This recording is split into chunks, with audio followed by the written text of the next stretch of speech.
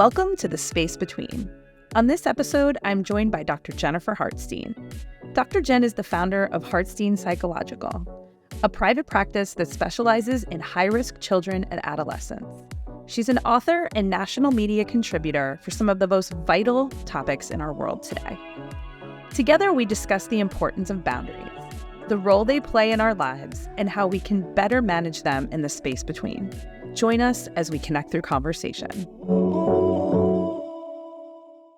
Welcome to another episode of the Space Between podcast.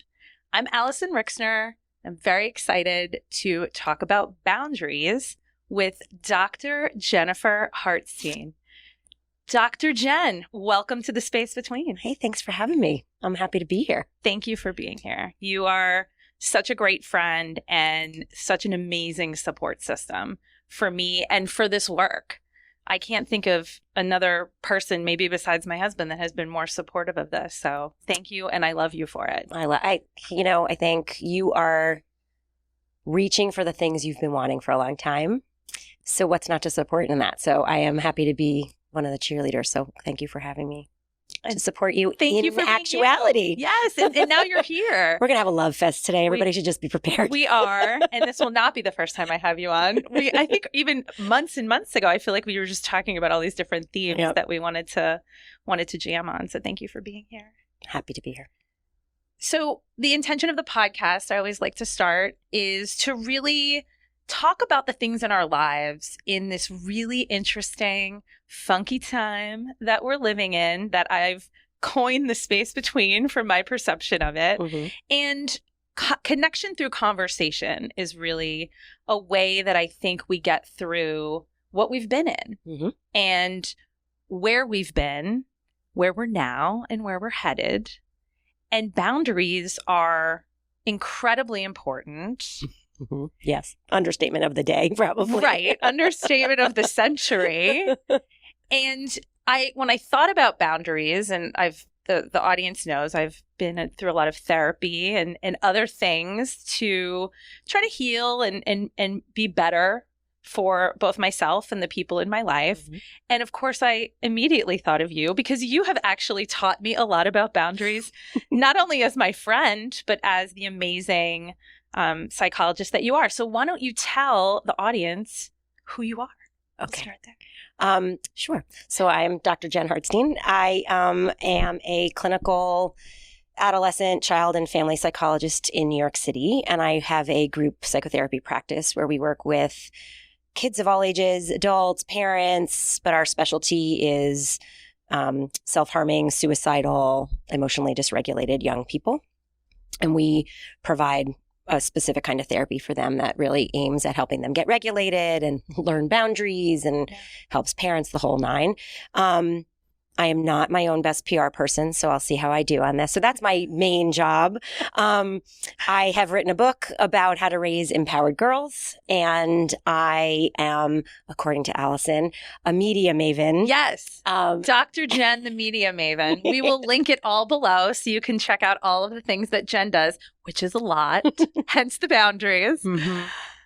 So that's what I do. So I've been on TV, NBC, the Dr. Oz show. I've been in print media, and it's a very cool way to share more information with people. So I kind of love it. Absolutely. And I think it needs to be said that you get called both in your private practice and in your media life when things are really messed up. Yes.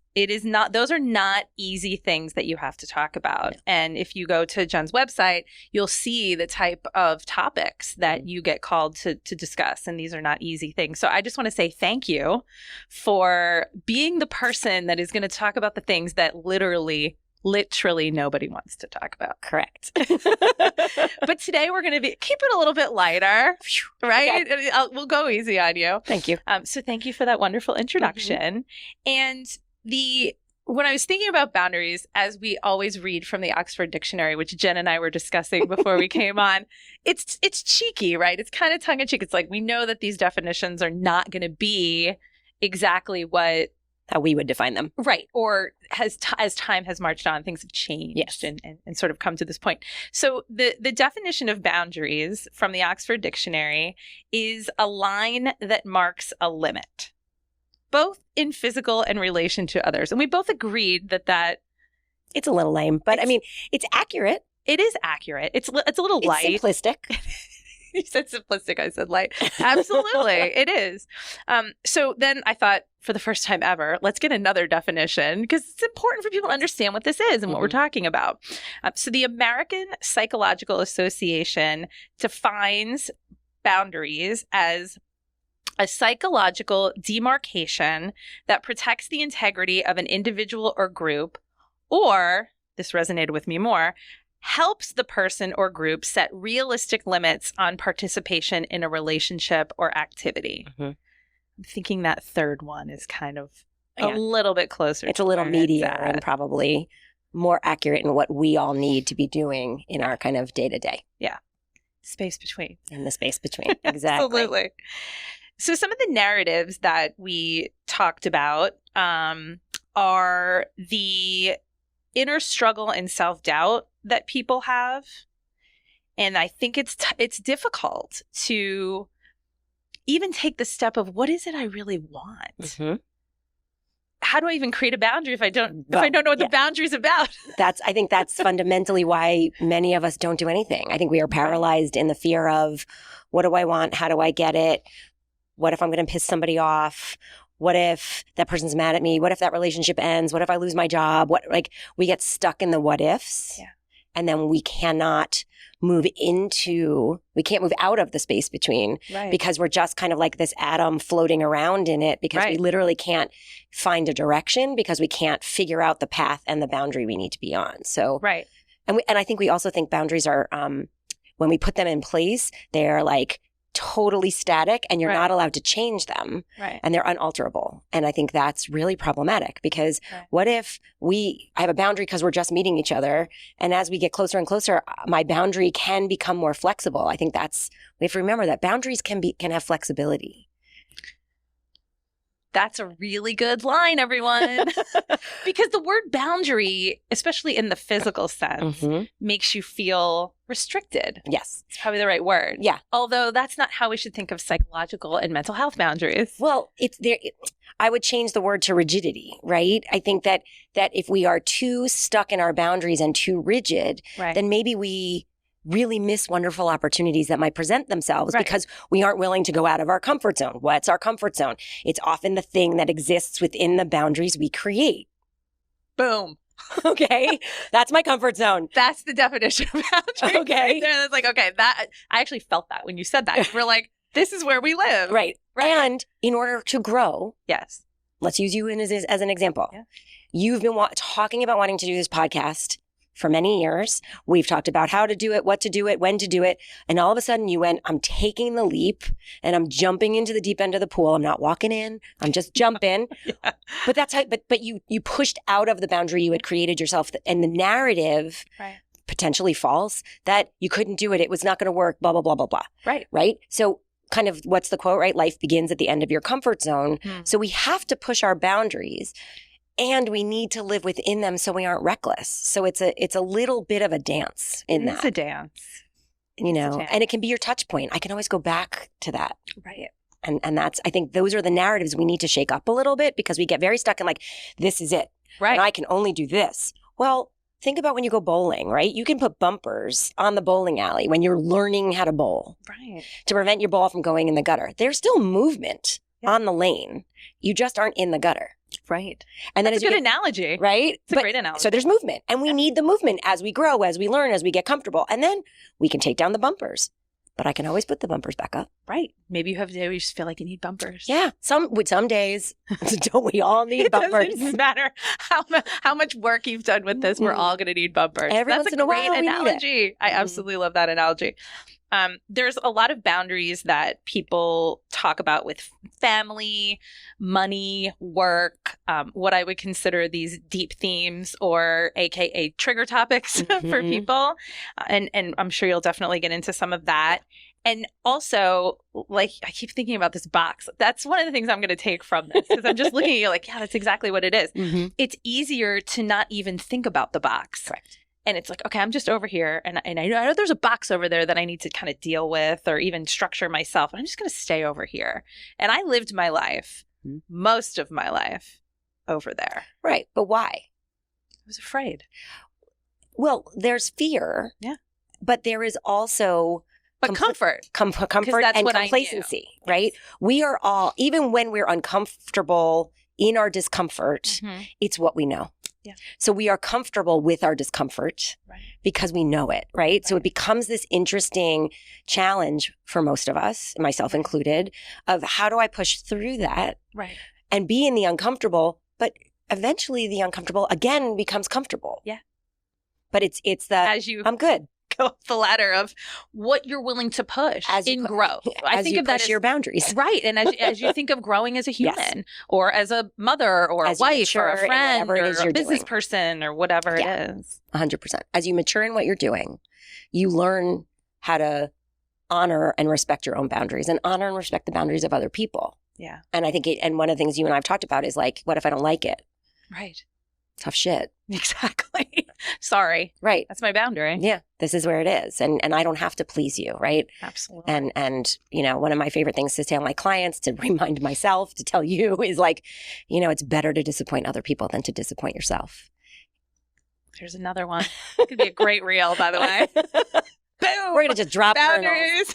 Right? But we do. We're afraid to set boundaries because we're afraid I'm going to make you mad or I'm going to disappoint you or you're not going to, you know, it's going to cause all this tension. So then I'm resentful of you or I don't want to show up at that event or I don't want to be present or I'm there in body. It creates all this ick. It creates the ick. And energetically, which is something we love to talk about in this podcast, when you're not living in your authentic self and when you are not living your truth and what it is that you need. And once you start to really tune into the soul and who you came here to become, it's really difficult to live in the world. Yes. It's very hard. And then when you kind of figure that out, the world, at least for me, and again, I can only speak for myself, shifts dramatically. But I think that's I think you can say that as a global sentiment, right? Especially after the last couple of years. Correct. I think the fact of the matter is that if I set a limit or a boundary with you, we can use them interchangeably, right? Like that's respectful of you. And I'm not just like, no.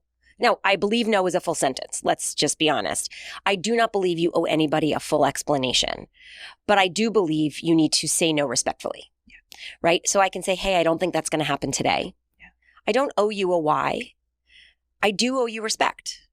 Because I have to honor that your experience. And I can even say, hey, I'm sure that's disappointing and it's just not going to happen. Right. And that's it. I don't owe you more than that. You might want more than that from me. That doesn't mean I owe it to you. Yeah. So you as my friend might say, is everything okay? Right. Versus what many of us say, which is, well, why not? Right. Well, I'm sorry. Right. Why not? With attitude is not going to get me to want to be close to you, to share, to let down my guard, to be vulnerable, all of those things that I have boundaries for. So I'm going to just be like, it's just, I don't really want to get into it. It's just not. But if you ask me, you good? And I'm like, yeah, I'm having a rough day. It's just not feeling it. And you might be like, oh, totally get it. Now, there's an explanation, but because we're connected and you're respecting my limit and my boundary, I want to be more open. So boundaries, ironically, while we set limits, create connection. Because they are built on respect. Oh, absolutely. And we talked about that on the Shame podcast too with Neelam. Like, how do you come into a situation or into a relationship or into something, a place in time, in a vulnerable position where you feel safe? Right. Safety's huge, especially now. And boundaries decrease the safer you feel. And then what happens when we feel unsafe? The wind, I can roll down my window and the window goes back up. Right. And that's okay. Or more bumpers. Or more bumpers. Or more bumpers. That's great. And so many narratives that we've had. The other thing too, and I'm sure you'll get more into this, is I've let this go on too long. Well, I've always just done it this way. A lot of times that happens with family, people that have been in your life for a very long time. I personally find those to be the hardest relationships to shift and change and come into those moments as what I need and who I really am. Yes. now as opposed to who I was 10 years ago. I have friends 20, 30 years that I've had, and it's difficult to do that. Yes. Those are I find the most challenging relationships to set boundaries. Because other people aren't motivated to help support your boundaries. True. Right? I mean, if I am going into a system that has been that system for 15 or 20 years, and that can be a system between two people, that can be a family system, that can be a work system, whatever. But it's been what it has been for a very long time. And I'm now coming in and rocking the boat. Right. People are very comfortable. We said this already, comfortable in what they know. So if I'm coming in and rocking the boat, the other person is going to be motivated to keep me in the place I was in because my change requires their change. Just because I've done work on myself and I know I need to change, it doesn't mean the other person wants to change. It might mean they have to change. And they probably don't want to. Well, they might not even know they need to. Right? I think fundamentally, like, why are you changing things? Everything's working. Well, it's working for you, but it's not working for me. Right. And so I think that's a big part of I don't want to do it because ... right? Because it requires standing in your own truth. Brene Brown talks about like standing in the wilderness in your truth, and like sometimes you're the only one standing there. And when we are changing a larger system, especially in our families, where we all have ascribed roles that we maintain, that are maintained, you could not go home for 2 years and you go home and you are like back to being a 16-year-old adolescent, right? Like I know that's true in my house. So like, and I get mad at the same things and get like snotty like I was when I was 16. I'm a 52-year-old woman and I'm like, what the hell just happened? So I wonder if that ever goes away. Probably not. But that's where the roles are in our lives. Right. So when we change them, we are requiring other people to change when they don't want to. And so you have to be standing in your own truth, even when everybody else is like, no. And it does take intuition and intention and courage and strength to really continue to dig in to what you believe in your heart is where you need to be and at any moment. Yeah, and not back away. It is so much easier in the short term to just run. Yeah. And I think a lot of people can probably resonate with that. Well, avoidance works. Until it doesn't. Well, it's a short-term solution. I mean, that's the truth is that this could be a whole nother podcast, but like avoidance works in the short term because we avoid things because our anxiety goes up. We feel relief. That behavior gets reinforced. You just did a great video on that. Yeah. It's a negative reinforcer. We will link that video below. Perfect. It's a negative reinforcer. Right? So I do that behavior more because I feel relief every time I do it, but it's a short-term solution because the problem still exists. Yeah. And what's happening every time I avoid is the problem gets bigger. Right. And for me, we've all been there. You feel like you're digging yourself a deeper hole. And then you're like, oh, wait, I could have just come out of this size hole. Now I have to come out of this size hole. So it goes back to your narrative of it's too much work. Right. It's too much effort. It's never going to work. So I'm just not going to do it. Right. But then who's left feeling lousy? Not the person who you're dealing with. You are. You are. And you are left with yourself at the end of the day. Unfortunately. I know. Depends on the day. Sometimes I am not the person I want to talk to every day. I'm just saying. Sometimes people will say to me, oh, blah, blah, blah. I'm like, you should be in my head. You think it's bad what's coming out of my mouth. Imagine what lives here. We can all understand. Didn't I say that to you the other day? I'm like, we're sharing a brain and I'm sorry. I feel like that's not probably the first time you said that, but it's anyhow. We still love each other. We still love ourselves. Exactly. It's all good. So as far as the sort of spiritual piece to this, there's a lot of things that I could talk about, but I think spiritual boundaries are really important in the space between because as we move into this new age and spirituality is only going to kick up, right? People getting interested in the spiritual realm. We even see this now. We're recording this mid-January of 2024. The whole alien thing. Oh, yeah. Right? Which, by the way, personally, you're welcome to come. Okay. Like, this is just me. Whatever. Alyson will serve you dinner. I will. But it's only going to kick up more. Yeah. And the age of Aquarius is going to be this year through, I believe it's 2043, which is a long cycle, right? Where things are really going to change. And so much of Aquarius is the spiritual, the mystic. And there are going to be a lot of people that are going to pop up, whether it be Instagram, people you know, that are going to say, I have the solution for you. I can help you. I can give you this healing modality. It is so important to set boundaries with that because your energy, and we have a great episode on energy that I'll link below, the space that you keep within yourself of your spiritual being is very easily hacked. Sure. And I know that you have a couple different, how would you say, there's 7 different types of boundaries. And we've touched on them, right? We have, but I would love to highlight them. I think it would be important, yes, to highlight them. Let me make sure you did a great job with your glasses and the microphone. Thank you. I am just for the folks, these microphones are not easy to deal with. So. And I talk with my hands a lot. All right. So I wrote them down so I didn't forget any. So there are 7 kind of boundaries that have been identified. Yes. Right. And I would say that if I could make an illustration of them, they all overlap somehow, right? So like if we had like one giant beautiful Venn diagram with all 7, they all link to like the self in the middle, right? So the first is the physical, right? What are my physical boundaries? Do I like to be touched? Do I not want to be touched? Do I want you in my space? How much personal space is okay for me? How much personal space is okay for you? And we know that that's cultural, right? But even within certain cultures, maybe I'm not as comfortable with you being as close to me as the culture says you should be. So physical space is a big piece of boundary. We live in New York City. So much of that gets... It's really grinding on me these days. Because when I go for walks, and you're a big walker too, the runners, they just bikers get so close to me where people will actually touch me. And I'm not a big... I never thought of myself as being someone that didn't like my physical... Usually I'm a hugger, I'm very touchy. I don't like that. No, because but why? Because these are people that there's a whole street. Yeah. They're too close. And it's invasive. They don't know you. Yeah. It's invasive. You're in your space. Yeah. And all of a sudden they're there. Or dripping on me. Yeah, right. There's a whole lot of them. So one boundary is physical, right? Second boundary is sexual. What are your sexual boundaries, right? Yeah. This ties into consent. We've had a lot of discussion about consent over the past few years. Yes. Necessarily. Huge. Right? But very frequently, and I work with a lot of teenage girls, and it breaks my heart that in 2024, they're still like, oh, well, it was just easier to ... Yeah, to let them do this or to do this. In what we know now. When, whereas 30, 40 years ago, still not great, but we didn't know, we weren't as empowered. And so kind of the physical and the sexual, I think, really do go together because it's really all about consent.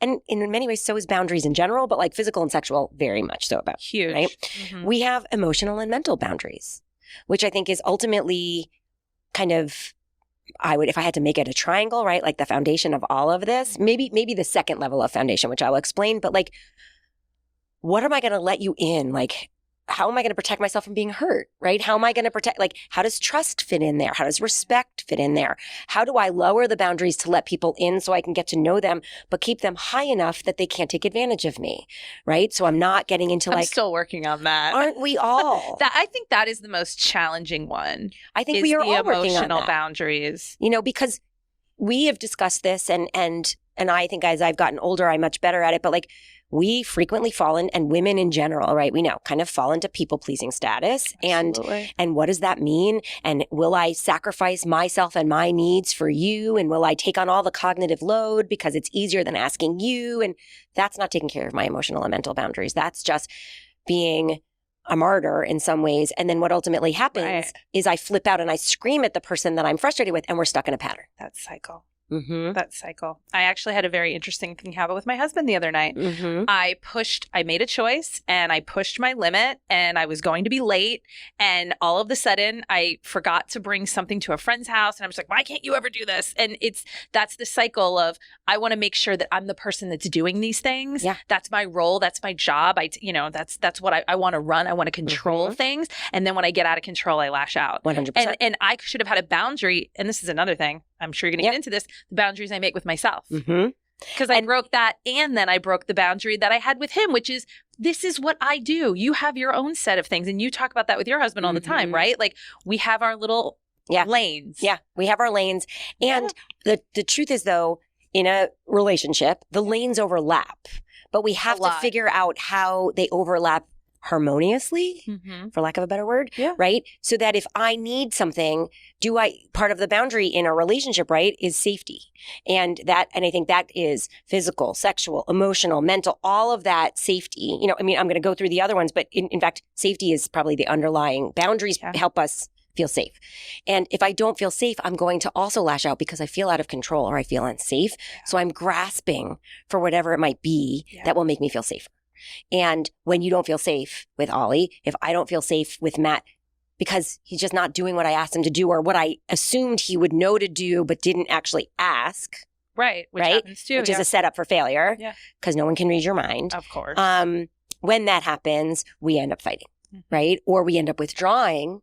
And then there's kind of a chase going on that doesn't promote connectedness and positive relationships. So it becomes like a really challenging space. And you know what's hitting me right now? In my episode with my husband, in partnership, we were talking about mirroring. And this has to interweave somehow because if you and I get into an argument and it's something maybe that I need to work on, maybe at that point it's like, oh, the mirror is showing me where maybe I had too much of a boundary, or the mirror is showing me where I didn't have a boundary enough to where I left feeling hurt, or I felt used or whatever, or on the opposite, felt out of control or whatever that might be. Right. That's now just coming to me because it is, it's how the spiritual and mental health piece continues to weave together. Right. Also, which is another boundary. Look at that. Right. You just led right into it. So that's the fourth boundary, is the spiritual boundary. What does that mean to me? Right. If I'm, talking with someone, I can give you an example. We had a housekeeper for many years who we loved and adored, and she was a very religious woman. And she would very frequently talk about making sure that God blessed us and it just wasn't comfortable to me. Yeah. And I wrestled for a while with, is it that important? This is really important to her. Is it really that important to me? Right. Do I need to say something? Can I just let it go? And I finally was like, no, I don't like it. Right. So I said to her, listen, I love that your faith is so important to you. I really honor and appreciate that. It's not the same faith that I have. Right. And can we tone that down a little? And she went, no problem. Like, it wasn't an issue. And think about all the time after she said it, or however many years it was, that it got you to the point where you're just like, I'm going to say something. And then it was like, oh. Right. No big deal. Right. Well, that's the other thing. Which happens too. Right. So those are four. So physical, sexual, emotional, mental, spiritual, financial or material, right? What are our financial boundaries, which is a big one. You and I have talked a lot about how kind of financial situations, shame, challenges stir up a ton of emotions for a lot of people, right? And especially right now. When everything is kind of on its ear and upside down, it's always harder. Yep.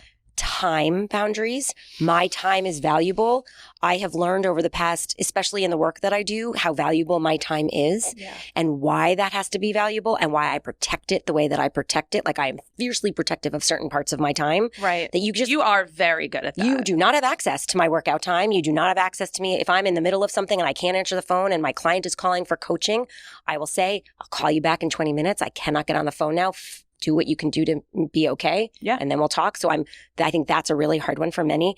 And then the last one is, which I think if I go back to our triangle, the very bottom one are the non-negotiable boundaries. There are certain things that are non-negotiables for me, right? Yeah. If you are a person who is a cruel human being, lovely to me, but cruel to the guy that cans you your car keys, we're not friends. I'm so glad you said that, because if you really want to know what someone is like and you get to know them and you start to have that red flag, that is who they are. Yeah. And it's only a matter of time, TikTok, until you figure out. Exactly. Because it's going to come at you. Exactly. Yeah. So they say how they treat the staff is how 100%. Whatever. Yeah. 100%. And we have had the benefit, you and I, of being able to really examine, and the privilege in our lives of being able to examine what boundaries look like for us. Right. And whether or not I have had that privilege doesn't mean I don't still step and fall flat on my face or hem and haw and think about and what should I and how should I say it, and I want to make sure it's said right and I want to be kind, and then it takes me 2 or 3 days to set a limit or express my displeasure at a boundary being crossed. Right. But I get there. And each time it happens, I get there a little bit more quickly. Yep. And it's a little bit easier. Yeah. But I think the non-negotiable is our foundation, right? What are the things that are absolute deal breakers for you? And those are the boundaries you need to lean into. And then I do think that the one just below that is, if our emotional and mental space is not clean, how you do any of these other things is going to fail, because I'm going to poke at your guilt and you're going to cave. Right. Or I'm going to poke at your vulnerability and you're going to be like, oh, and that happens in every relationship and in every area of your life. It's real. And I don't know if you would agree with this, I would put spiritual in there too. Yeah. Emotional, mental, spiritual. Sure. absolutely, for sure. Because I love that you said the word clean. Mm-hmm. That I felt that. It's like another word where I really felt that, because that's really what this is about when you think about that. Yeah. What do I need to foundationally be clean and clear and safe and just okay? Yeah. How do I organize my house? I mean, and I'm not talking your physical house. Like, how am I organizing Your my mental house? You're all right? of it. My mental and physical body is ultimately my home. And how am I organizing that? And how am I taking care of that? And what do I do to ensure that I do take care of that? Right. And it's very easy when we are overwhelmed to we were talking about working out, right? And it's like when we're overwhelmed or we're stressed or it's too cold, or I can find every excuse to not work out. Right. Right. And I am a person who needs to work out. Same. Because if I don't, I'm not pleasant. Yeah. And no one wants to be around me. Everything unravels. Oh my God. It's a mess. If I don't move, forget it. It's just, forget it. And this morning I decided not to move to get extra sleep because I knew that's what I needed for my day. Right. Whereas maybe 5 years ago, I would have been like, nope, I made a promise to my friend. I have to meet her. We're going out. Hell or high water. Right. Doesn't matter that it's super cold. Because this is the person I am and I need to show everybody. Yep. No, I'm tired. No, I don't feel good. I knew what my body needed to be a better person. And while the walk might have really helped me. Right. Nope. And it's interesting how you said before with the diagram and how it is all interconnected, because as we're talking, there's flashes in my mind of all the different boundaries. I think this is what makes it, and we didn't even talk about this in the narrative part of the podcast, but this is what makes it so difficult. Yes. Because everything, it's like a tapestry, it just all weaves together. And that's why it can feel overwhelming. Because if I think back to when I realized I was codependent and then started being like, whoa, okay, now I have to actually do something about that, create some boundaries, figure out what it was that made me safe. I remember feeling like a tidal wave had hit me. Yeah. Because you have to prioritize. It's like if you had a ball of yarn that's 7 different colors and you're trying to undo each one so you can separate each one, right? So it takes a lot of effort because they're knotted and they're twisted and they're whatever. But if I can unwrap them, then I can be like, okay, the first place I want to start is with blue, and then I'll go to yellow, and then I'll go to green. That's great advice. Right? So that's what you would tell somebody. Yes. I know I'm not good at this, or I don't even really know what you're talking about. That would be a great place to start, is really looking at the things in your life that maybe stress you out or that you feel out of control. Or what are you avoiding and why? And peeling them back. I love that sort of analogy of the ball of yarn. Yeah. Because you could really look at it all 7 with like 7 different colors. Right. And you could be like, right. But what's the most important? Them. What's the priority? Yeah. What aligns with your values? At the end, it's a values-driven decision, right? Like, absolutely. What aligns with my values? My relationships matter the most for me. And I hate going home because every time I go home, I'm asked to do 1,700 things and I hate it and it feels lousy. And so I just don't go home. And now everybody's mad at me because I'm not going home, right? And here's our narrative, blah, blah, blah. And what would happen if I just went, you know what? When I go home, before I go home, I'm going to tell my parents that I'm not visiting every cousin and I'm not seeing every family member and I'm coming home to see them and that's all I want to do. Yeah. And if they say we're going to go do, and I have to reiterate and reiterate and reiterate, but that's the thing that's priority to me right now. So I'm going to do that. Yeah. And that helps me feel better emotionally. And that helps me feel better spiritually. And that helps me feel more connected to my family. And so you start to see how it all kind of falls into place. Right. And it's from a therapy perspective, right? This is what you do. What would you recommend that people start thinking about? Is it, obviously, I'm such a big advocate of therapy, but is there, because like for me, I did IFS, right? Which internal family systems. There's a lot of sort of sub things that you could do. So. Well, let's just talk about what you can do even if you aren't going to therapy. Yeah. Right? Because I think that a lot of people can't go to therapy because it's inaccessible or unaffordable or. Right. You live in the middle of nowhere and there isn't anybody, right? Thank goodness there's a lot more options now and a lot more affordable options. But let's just say you're not going to therapy, but you want to start to do this work. Get a journal. Get a journal. Start to write things down. Yeah. You'll be surprised and then read it. Yeah. Don't just write it down. Yeah. Read it. Yeah. And if you need a journal with prompts, get a journal with prompts. But like start to just write down what's in your head. Yeah. Because if you start to pay attention to what's in your head, you will notice there are themes. Right. And those themes are probably tied in with your values, which are tied in with your boundaries, which will help determine where you want to go. Right. And it can make somebody feel less overwhelmed or out of control. Because it feels like one big, huge pile of shit that you have to deal with. And it is hard to compartmentalize. You know? And I think the interesting part about how I sometimes look at the space between two is you are in this kind of pile as you are you're literally in the ball of yarn as you're undoing it, so you can determine where you want to go, what you want to do, what you need to do to get out of that space and move into your next space, which might lead to another space between, right? I mean, I don't think it's, I feel like in ways we're always in a space between. Well, I mean, life is a constant, listen, change is the only constant. True. Right? So we are always changing. So we are always hitting pause so we can determine how we want to move through the change. Yeah. So if we think about it that way, it makes it a little easier because it's going to happen. You can't stop it. No one is exempt. No, you no can't stop change. Life is changing minute to minute, second to second. And it seems even faster. I don't know about you, but the changes are coming quicker. Well, they seem to be coming quicker. And I wonder if that's, in your case, a little bit also because you're more aware of them. Probably. I think if we're not aware or we're not in tune, life just kind of keeps moving. But we're not paying attention to how it's moving. It just is moving. Right. And I think that's the difference. Very well said. The other thing, too, with boundaries in general, and I'm trying to figure out how to word this. It's kind of a trigger word. Mm-hmm. Meaning, oh, you're setting a boundary. Yeah. How do we move out of, because I think you used limits. Mm-hmm. If that word is just like, makes you want to throw up. Too much for somebody. Even in my body right now, as I think about that word, I feel a little bit. Because people hear it as no. Right. And I don't like to use the word trigger. That's why I was like, how do I say this? Because I don't want to make people, Well, it's a thing that sets people off because they automatically hear boundary as no. Right.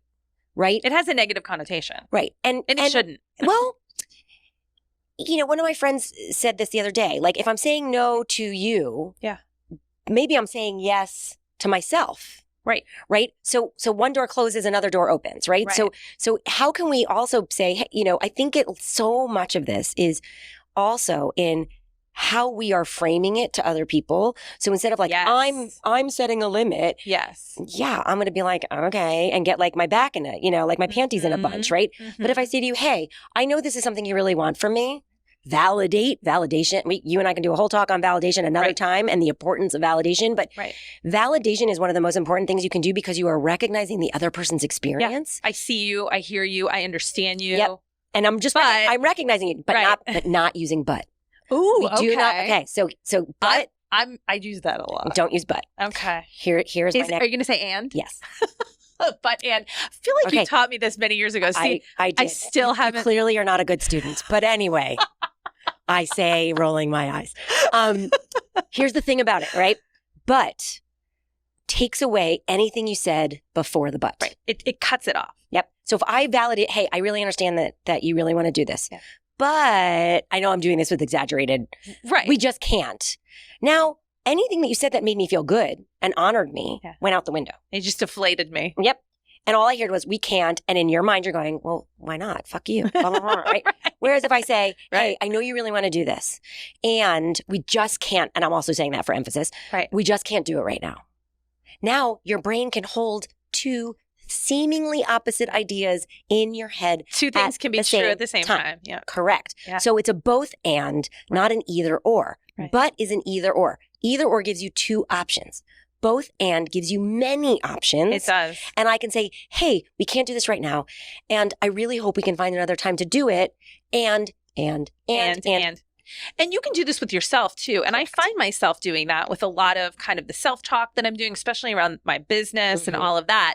It's, well, I know this is going to be tough and I know I will solve this problem. Correct. It's so interesting too, because I met with a friend of mine literally yesterday and I had a mental block about hiring. Mm-hmm. And she said, go back to your grid, which is left side. What are you saying to yourself? Right side. How can you change that narrative so that you can open yourself up to what it is that you need to do? Yep. And this is it. That's it. It's just the and. It's the and. So that's massively huge. So the both and is really important. Big. It's really important. And what's very funny is, I work with teenagers who are snarky. It's probably why I work with them. And because I am snarky. No. Shocking to no one that knows me. And a lot of them will say, well, we know that when you use and, Jen, especially when you're starting to do this, you kind of over-exaggerate the and, right? Because you're like, and, right? Because it's awkward. It's awkward. Right. But, or and, right? Yeah. When you start to do it pretty consistently, it just flows. But kids are funny because they literally will go, so you're really just saying and instead of but. I said, well, to a certain degree, yes. Right.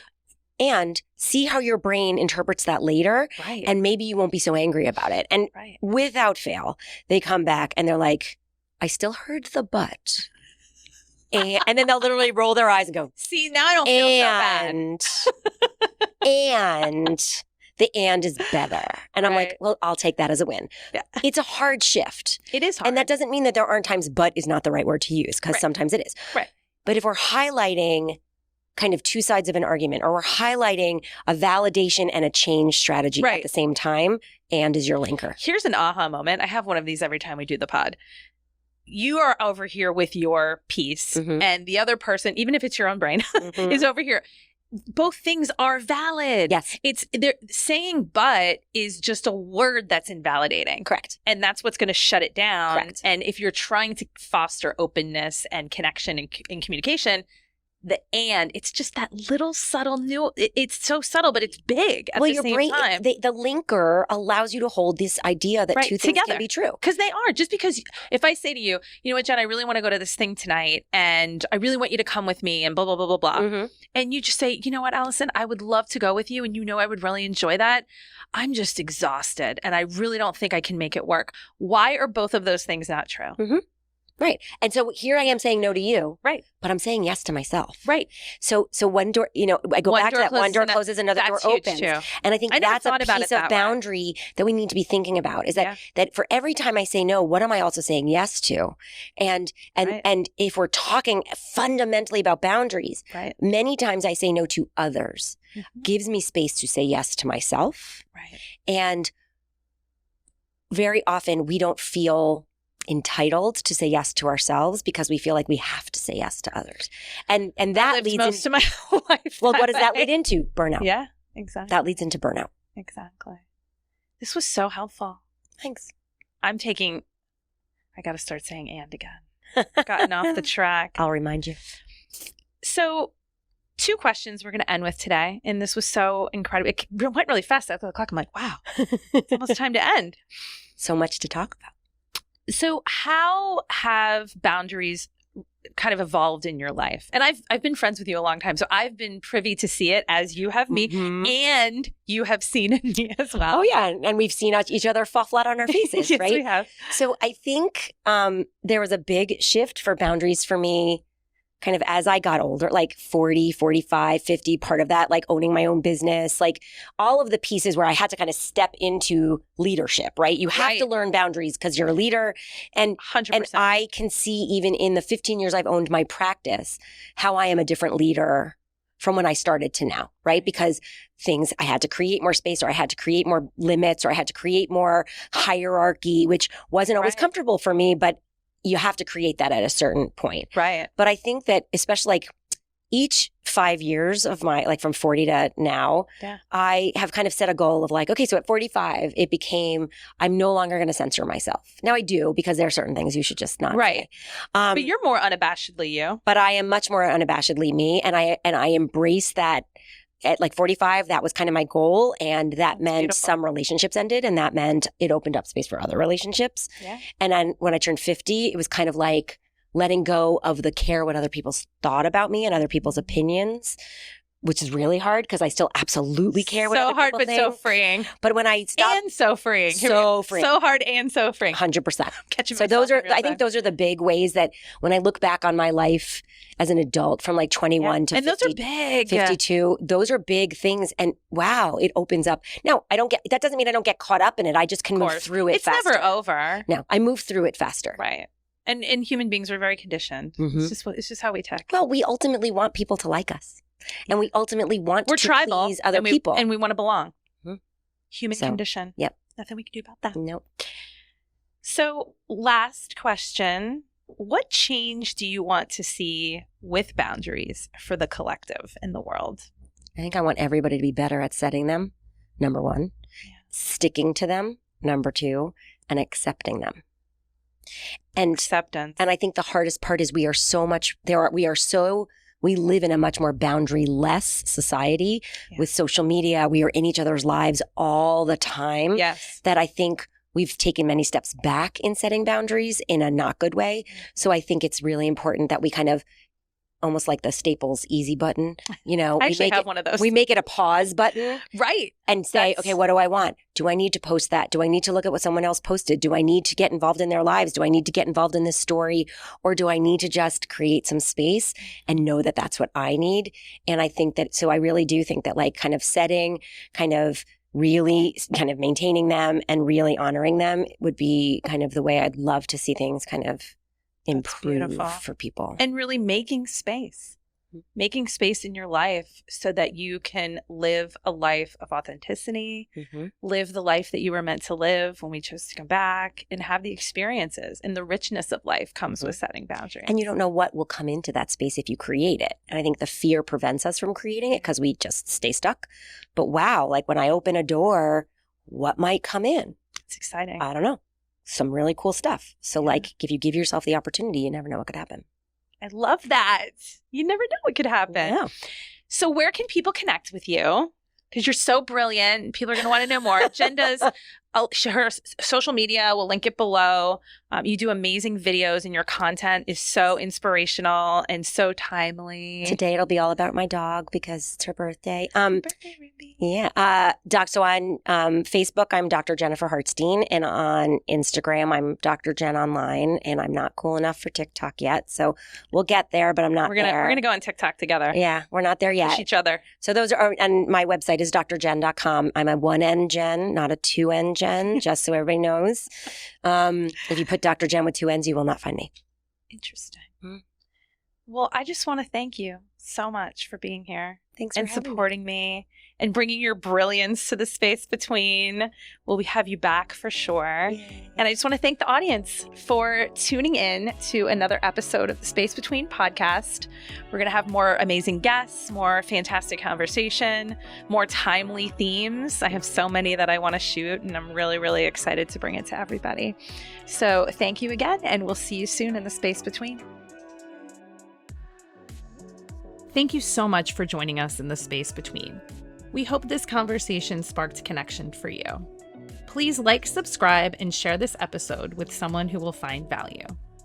And make sure to tune into our next episode as we continue the journey into the core themes of our lives. We'll see you again in the Space Between.